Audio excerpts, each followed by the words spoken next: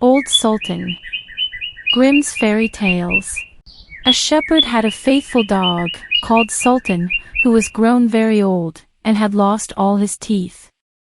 And one day when the shepherd and his wife were standing together before the house, the shepherd said, "I will shoot old Sultan tomorrow morning, for he is of no use now."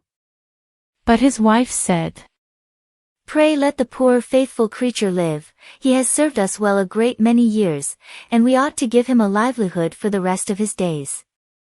"But what can we do with him?" said the shepherd. "He has not a tooth in his head, and the thieves don't care for him at all. To be sure he has served us, but then he did it to earn his livelihood. Tomorrow shall be his last day, depend upon it." Poor Sultan, who was lying close by them, heard all that the shepherd and his wife said to one another, and was very much frightened to think tomorrow would be his last day. So in the evening he went to his good friend the wolf, who lived in the wood, and told him all his sorrows, and how his master meant to kill him in the morning. "Make yourself easy," said the wolf. "I will give you some good advice. Your master, you know, goes out every morning very early with his wife into the field, and they take their little child with them, and lay it down behind the hedge in the shade while they are at work. Now do you lie down close by the child, and pretend to be watching it, and I will come out of the wood and run away with it. You must run after me as fast as you can, and I will let it drop. Then you may carry it back, and they will think you have saved their child, and will be so thankful to you that they will take care of you as long as you live." The dog liked this plan very well, and accordingly so it was managed. The wolf ran with the child a little way. The shepherd and his wife screamed out, but Sultan soon overtook him, and carried the poor little thing back to his master and mistress. Then the shepherd patted him on the head, and said, "Old Sultan has saved our child from the wolf, and therefore he shall live and be well taken care of, and have plenty to eat. Wife, go home, and give him a good dinner, and let him have my old cushion to sleep on as long as he lives." So from this time forward Sultan had all that he could wish for. Soon afterwards the wolf came and wished him joy, and said, "Now, my good fellow, you must tell no tales, but turn your head the other way when I want to taste one of the old shepherd's fine fat sheep." "No," said the Sultan. "I will be true to my master."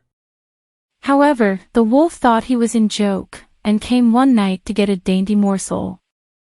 But Sultan had told his master what the wolf meant to do. So he laid wait for him behind the barn door, and when the wolf was busy looking out for a good fat sheep, he had a stout cudgel laid about his back, that combed his locks for him finely. Then the wolf was very angry, and called Sultan an old rogue, and swore he would have his revenge. So the next morning the wolf sent the boar to challenge Sultan to come into the wood to fight the matter. Now Sultan had nobody he could ask to be his second but the shepherd's old three-legged cat, so he took her with him, and as the poor thing limped along with some trouble, she stuck up her tail straight in the air. The wolf and the wild boar were first on the ground, and when they espied their enemies coming, and saw the cat's long tail standing straight in the air, they thought she was carrying a sword for Sultan to fight with. And every time she limped, they thought she was picking up a stone to throw at them, so they said they should not like this way of fighting, and the boar lay down behind a bush, and the wolf jumped up into a tree. Sultan and the cat soon came up, and looked about and wondered that no one was there. The boar, however, had not quite hidden himself, for his ears stuck out of the bush. And when he shook one of them a little, the cat, seeing something move, and thinking it was a mouse, sprang upon it, and bit and scratched it, so that the boar jumped up and grunted, and ran away, roaring out, "Look up in the tree, there sits the one who is to blame." So they looked up, and espied the wolf sitting amongst the branches. And they called him a cowardly rascal, and would not suffer him to come down till he was heartily ashamed of himself, and had promised to be good friends again with old Sultan. The end. Thanks for watching, and see you next time.